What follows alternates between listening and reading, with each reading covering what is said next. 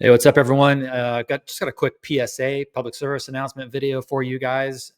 Your WooCommerce store may currently be broken, and that is because of Elementor's, in air quotes, performance settings. So I wanted to quickly just give you guys the heads up, tell you my approach and my recommendations of what you guys should do.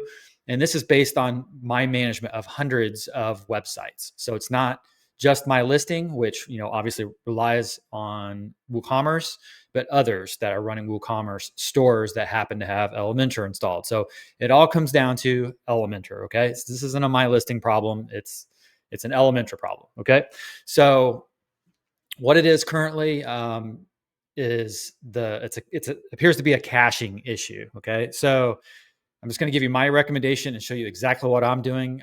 Here is my own project here. So let me get logged in. There we go. So this is my own MyListing project. Okay. So I'm going to show you, I'm not asking you guys to do something I'm not doing myself. So if we go under Elementor and then we go to settings and then we go to performance, I keep all of the, and this is coming from someone who optimizes websites for a living. I do not use these settings. There are better ways to performance optimize your website than doing it within Elementor. It should be a page builder. It should be a website builder. It should be just a builder. It's helping you build websites. Once themes and stuff start getting into the performance side of things, or plugins in this case that are meant to be for design, but they start getting into the performance aspects, that creates another layer of potential problems. So instead of Elementor in this case fixing underlying performance issues from a code-based standpoint, they're throwing all of these optimization settings at us as a band-aid. Okay, and it's causing, again, other problems, additional layers of problems. So I keep all of these off, and then on the feature side of things, I always recommend that you just ongoing, anything that's labeled an experiment is an experiment for a reason. I keep all of that stuff off. You can see it right here. It's all off. I barely use any of this stuff as it is in the features tab. But if it's stable, then it is, it's more free game. But even then, if it's a performance related setting, I steer clear. So in this case, we're looking at the time of this recording today. What is this? This is live. So whenever this gets posted, 12/19. So as of the time of this recording, we're talking about optimized markup, element caching. Well, we believe this is the one that's causing the WooCommerce stores to be broken right now. And I think that might be it. There's a couple, other things unstable here. But you'll see I keep all of that stuff off. Inline font icons is a performance thing. I keep that off.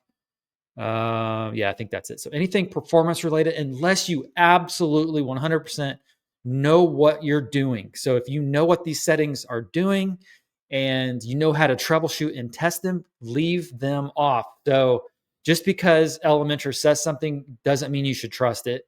Any software for that matter, you should know what it is that you're turning on. So when you read something, like if we go back to the performance tab here and we see lazy load background image, improve initial page load performance. Just because you hear those words, don't not question it, right?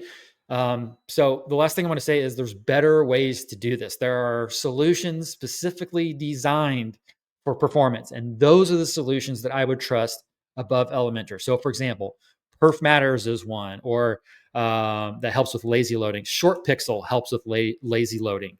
I have Perf Matters on this site. I have Perf Matters and Short Pixel on client sites. There's just better ways to go about this than doing it here in Elementor. So that is my recommendation. That's my PSA. There's a lot of people reporting that their WooCommerce stores are down because of that. I believe it's what everybody, the common denominator here is this element caching setting. So I would deactivate it. I would clear all of your levels of caching and test your WooCommerce store. Make sure that you can check out, run through the cart, check out all of that stuff. And the last thing I'll say on this is every time you do an Elementor update, and this is why it's the website care services that I offer, that I don't update I update my sites with Elementor right away when the new updates come out. And I am like the guinea pig for all this stuff. I try to find the issues before I roll them out to client sites. So that's why I also recommend, unless you know what you're doing, don't just go out and apply the latest Elementor update just because it came out, especially not the major updates, like the 0.0.0 releases, the major ones. Unless you know what you're doing, I would steer very clear of those. The other thing is, whenever those updates roll out, you should always come back in here and see what Elementor is turning on. They are making decisions on your behalf that they shouldn't. They're toggling this stuff on and off. And you got to keep up with it and make sure. And if you're pissed off about it, you got to let them know. It's the only way that they're ever going to change their practices is if you let them know not to make these decisions on your behalf.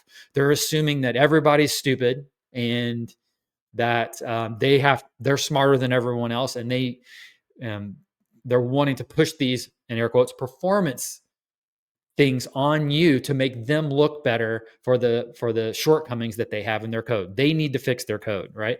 At the end of the day. So that's my advice for you guys. Just stay on top of this after every update. Come in here. I know it's painful. I have to do it myself. I can't catch everything because I leave all this stuff off, as I said.